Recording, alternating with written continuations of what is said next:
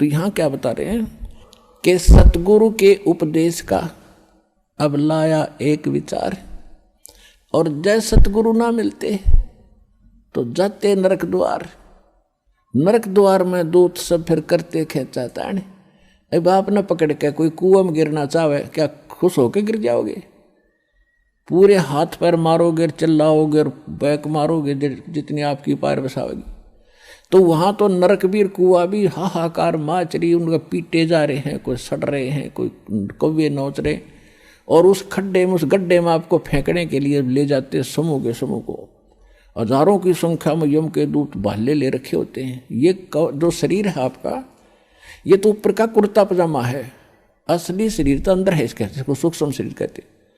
उसमें प्राणी मरता नहीं, लेकिन दर्द बहुत होता है। तो ये भूत प्रेत उस सूक्ष्म शरीर में घूमते हैं, वो आपको नहीं दिख सकते, और वहाँ वो शरीर होता है। उसको फिर जब आदेश हो जाता धर्मराज से, धर्मराज के यहाँ से, न्यायाधीश से, जाओ इसको नरक में, इसको स्वर्ग में, इसको गधे की योनि में, इसको कुत्ते की योनि में, वो तो फटाफट चले जाते हैं। यम के दूत जब उसको लेकर चलते हैं पूरे टोल को, जैसे डांगर पशुओं को फाटक में रोकते समय वो वापस बाजन गलठ मार मार कर अंदर ठोक्या करें, तो वो स्थिति होगी वहाँ पर उन प्राणियों की जो सत भक्ति नहीं करते या नकली संतों से नाम लेकर भक्ति करे।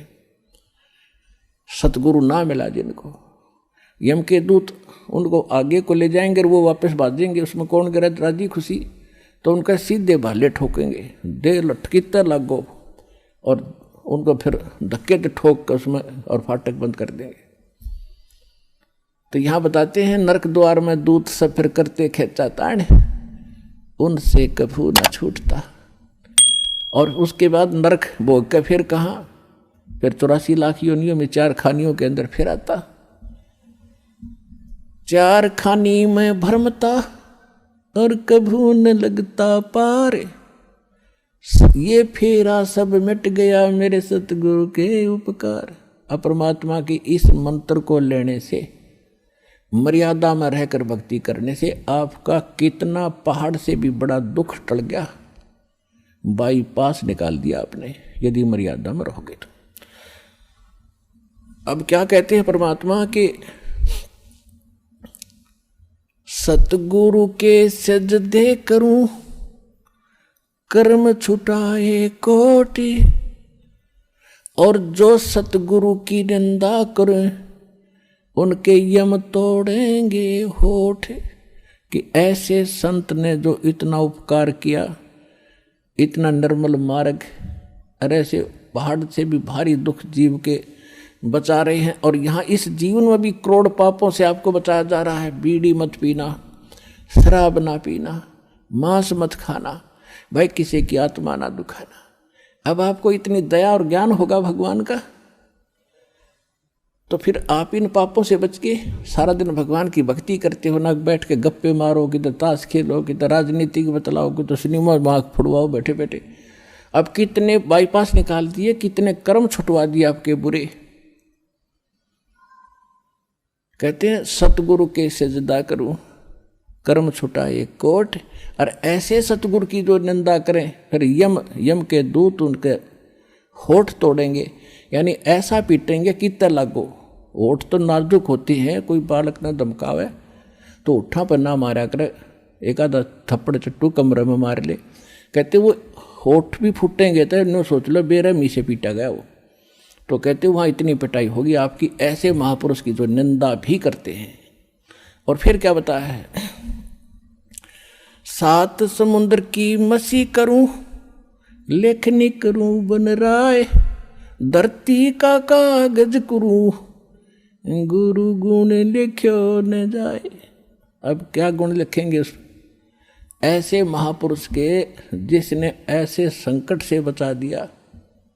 एक कुत्ते का जीवन लिखने लग जाओ, जन्म होते वो क्या खाना शुरू करता है, कहाँ रहता है, गर्मी कितनी जोर की धूप पड़ती है, बाहर बिलख रहा होता है, सर्दी पड़ गिरती है, ऊपर से वर्षा भी होने लग जाती है, और वहीं गींडली सी मार के इकट्ठा हो नुपड़ा उपड़ा नुकर जाऊँ।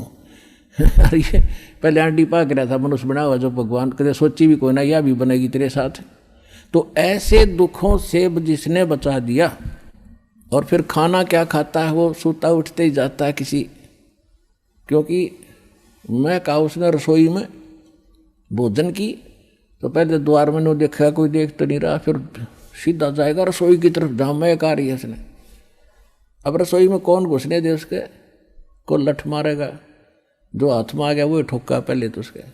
जो रसोईये में घुसने की कोशिश करे, बाहर खड़ा रहे, तुमको टूक मिल भी जा, पर इतनी उसमें संतोष नहीं रहता, भूखा मरा सूता सारी रात तो कुर्राया बैठ के, भौंक्या भी मतलब। तो ये दुर्गति होगी और वहाँ लगा लठ, फिर वो थोड़ी देर तक चिल्ला होगा, फिर शायद दूसरे घर की तरफ ताकेगा कि शायद यहीं दाव लग गया।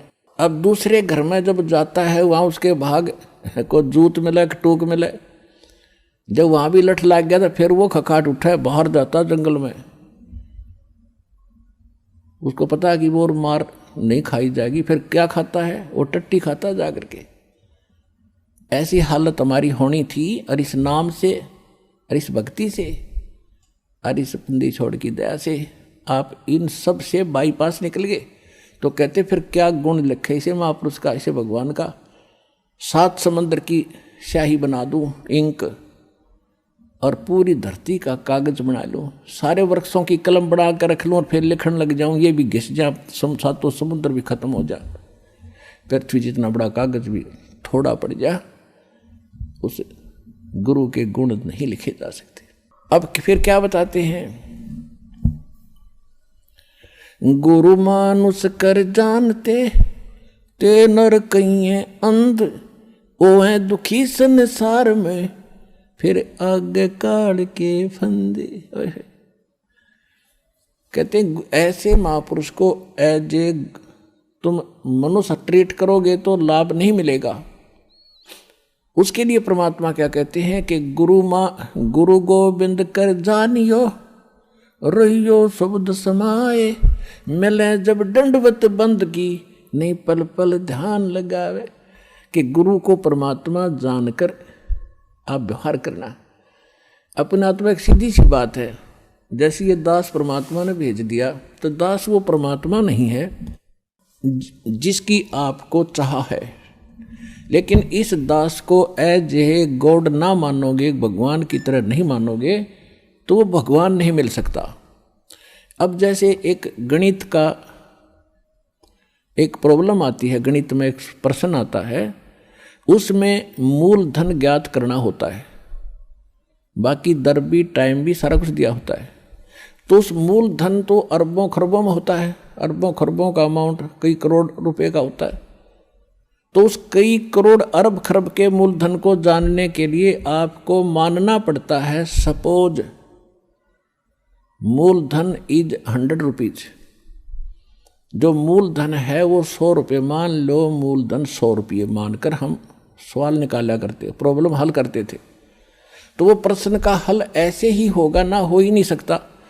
लेकिन वो 100 रुपये मूलधन नहीं है, लेकिन वो मानना पड़ेगा, तब उससे वो दर निकलेगी और उसके बाद फिर कैलकुलेशन करके हम निकालते हैं। वो ओरिजिनल मूलधन तब प्राप्त होता है, तब हम सफल होते हैं।